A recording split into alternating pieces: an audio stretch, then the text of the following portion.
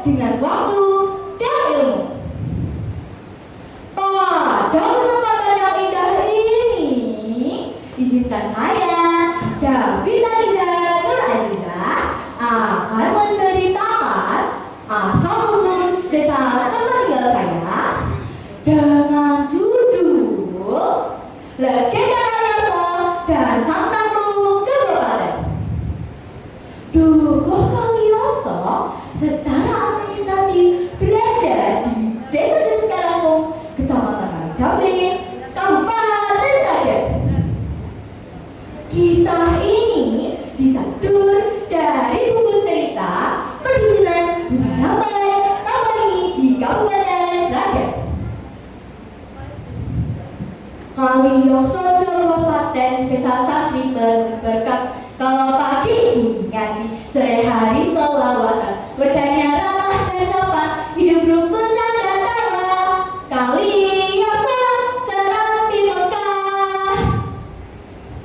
Pada zaman dahulu, ada seorang kiai dari daerah Medan Klaten yang bernama Kiai Abdul Salam.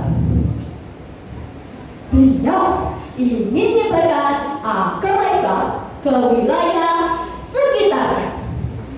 Karena sudah lanjut usia, beliau mengutus cucunya yang bernama Turmudi untuk menyebarkan agama Islam ke wilayah sebelah utara Surakarta.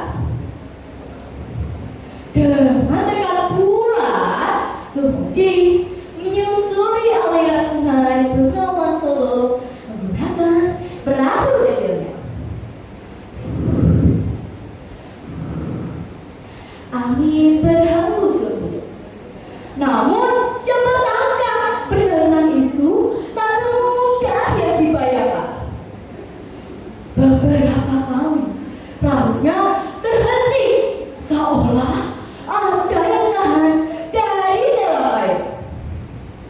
Saat tiba di gedung seni, tiba-tiba perahunya berhenti total. Air sungai berputar-putar, angin berubah dingin. Turmudi memejamkan mata. Ini pasti bukan hal yang biasa. Siapa kamu? Meruntuhkan mata. Jika kamu berani, tunjukkan dirimu.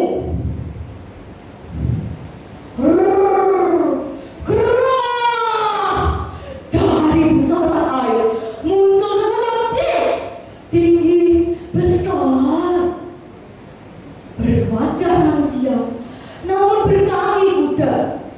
Matanya menyala merah seperti api.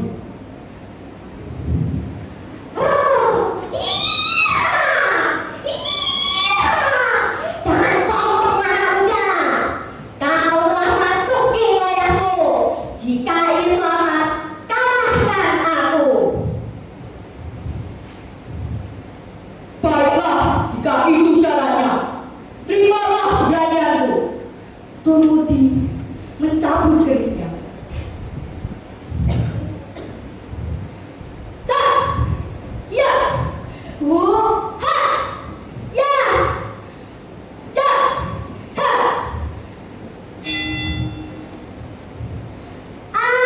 Ampuni aku, wahai anak muda. Aku terima kesalahanku. Izinkan aku mengawal perjalananmu. Baiklah, tapi jadilah jin yang bijaksana. Perahu pun kembali melaju. Namun aneh, perahunya melawan arus hingga naik menuju Kali Cemoro. Di sana terdapat sebuah batu besar berdiri kokoh di tengah aliran sungai.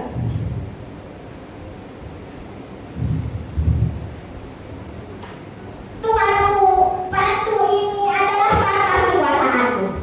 Mulai dari sini, kau harus melanjutkannya sendiri. Batu itu kemudian dikenal masyarakat sebagai Batu Suye. Saksi keberanian seorang pemuda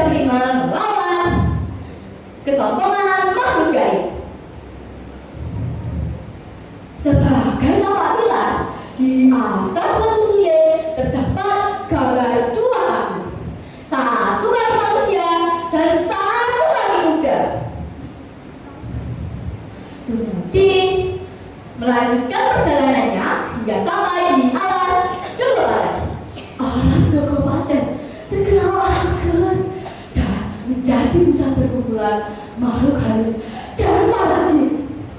Ih, menakutkan. Kita lanjutkan ya. Tanpa rasa takut, Tuti malah mendirikan sebuah gubuk di pinggiran hutan.